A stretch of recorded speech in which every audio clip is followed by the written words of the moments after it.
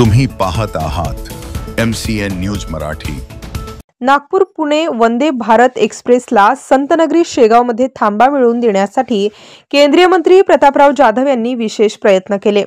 दरम्यान 10 ऑगस्ट रोजी पंतप्रधान नरेंद्र मोदी यांच्या हस्ते या रेल्वे गाडीला दूरदृश्य प्रणालीद्वारे हिरवी झेंडी दाखवण्यात आली।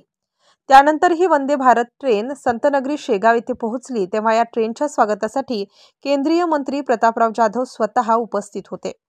त्यांनी वंदे भारत ट्रेनमधील प्रवाशांशी संवाद साधला व त्यांना प्रवासाच्या शुभेच्छा दिल्या।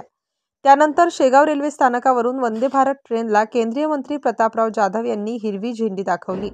यावेळी जळगाव जामोद विधानसभा मतदारसंघाचे आमदार संजय कुटे, रेल्वे स्थानक प्रमुख मोहन देशपांडे यांच्यासह इतर कर्मचारी उपस्थित होते। गजानन महाराज की जय या घोषणेने सदर ट्रेनचं स्वागत करण्यात आलं। त्यानंतर ही ट्रेन भुसावळच्या दिशेने मार्गस्थ झाली। अत्यंत जलद आणि लोकांना आधुनिक सुखसुविधा देणारी भारतीय बनावटीची वंदे भारत रेल्वे 10 ऑगस्ट पासून नागपूर ते पुणे दरम्यान धावणार आहे।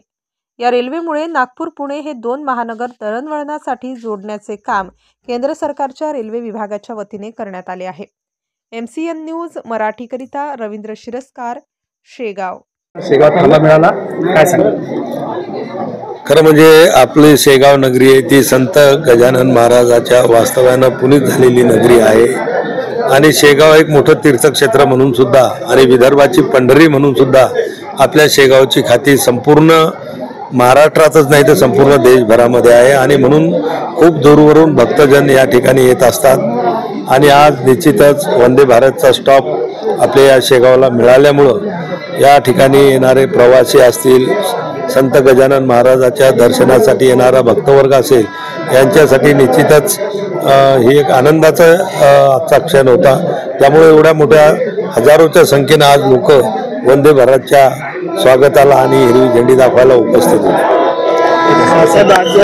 आज देशातल्या 75 रेल्वे स्टेशनला 100 फूट उंच झेंडा लावण्यात आलेला, आपल्या शेगावला तो मान मिळालेला।